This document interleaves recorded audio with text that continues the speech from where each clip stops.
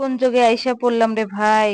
মানুষ মানুষের সাথে সম্পর্ক রাখে শুধু অন্যের খবরাখবর রাখার জন্য। যদি এই কথাগুলো বিশ্বাস করতাম না, এখন নিজের চোখে দেখে বিশ্বাস করতে বাধ্য। মানুষ মানুষের সাথে সম্পর্ক রাখে, কিন্তু তার মধ্যে যে এত স্বার্থ থাকে আসলেও নিজে যদি ভুক্তভোগী না হতাম মোটেও বিশ্বাস করতাম না। আসসালামু আলাইকুম এভরিওয়ান, সবাই কেমন আছেন? আশা করি সবাই ভালো আছেন। চলে আসলাম নতুন একটা ভিডিও নিয়ে। আশা করি সবাই ভিডিওটা দেখবেন, অবশ্য ভালো লাগবে। তো আজকে বাসায় মেয়ের বাবা আসবে না, লাঞ্চ করবে বাইরে। তো ভাবলাম যে মা মেয়ের জন্য কি রান্না করা যাক, যেহেতু সে বাসায় আসবেই না, তাহলে মা মেয়ের পছন্দের খাবারটা রান্না করি। মেয়ে যদিও বা কাটার কারণে এই মাছগুলো খেতে চায় না, কিন্তু আমার ভীষণ পছন্দ, শুধু আমার কারণে মাছগুলো বাসায় আনা হয়েছে। মেয়ের বাবা এই মাছগুলো খায় না। তো ভাবলাম যেহেতু সে বাসায় আসবে না, আজকে মা আর মেয়ে একটা তরকারি রান্না করি আর সাথে ভাত রান্না করি, দুপুরে হয়ে যাবে। তো আজকে কই মাছ সুন্দর করে ভেজে সুন্দর করে একটু ভুনা করে নিলাম পেঁয়াজ দিয়ে, অন্য কিছু ব্যবহার করি নাই। আর মা আর মেয়ে যেহেতু খাবো, তাহলে বেশি তরকার প্রয়োজন নাই, তাই এইটুকু তরকারি রান্না করলাম। আর সাথে গরম গরম ভাত দুপুরে মেয়েকে স্কুল থেকে নিয়ে আসে দুজন একসাথে খাওয়া দাওয়া করে নিব। তো যেই কথাটা বলতেছিলাম, মানুষ মানুষের সাথে সম্পর্ক রাখে শুধু অন্যের খবর নেওয়ার জন্য। অন্য মানুষ নিয়ে চিন্তা করতে তাদের আমার মনে হয় খুব বেশি ভালোই লাগে। তারা নিজের পরিবারের প্রতি যত্নশীল না হয়ে অন্য পরিবারের কি হচ্ছে না হচ্ছে তাদের খবর নিয়ে বেশি ব্যস্ত থাকে।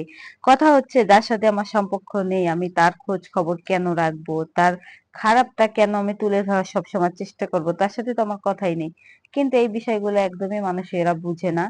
মানে সম্পর্ক না থাকার পরেও তারপরে দেখা যায় যে তাদের বিষয় নিয়ে অনেক কিছু জানার ইচ্ছা, জানার আগ্রহ। এই সমস্ত মানুষের আর কি বলবো। আমি মনে করি যার সাথে সম্পর্ক নেই তার ভালো খবর রাখার আমার প্রশ্নই আসে না, মন্দটারও প্রশ্নই আসে না।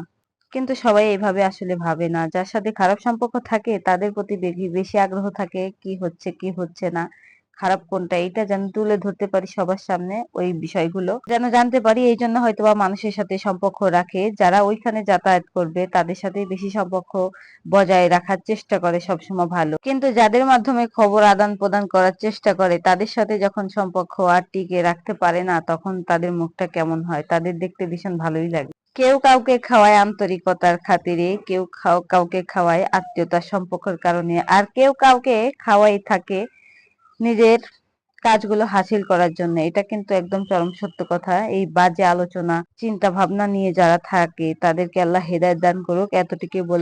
আসলে নিজের জীবন নিয়ে যে সুখী থাকতে পারে সে অন্যের জীবন নিয়ে ভাবেই না। তার সাথে সম্পর্ক থাকুক বা না থাকুক, সে নিজেরটা নিয়ে সবসময় ভাবতে থাকে আর সবসময় বলতে থাকে আলহামদুলিল্লাহ।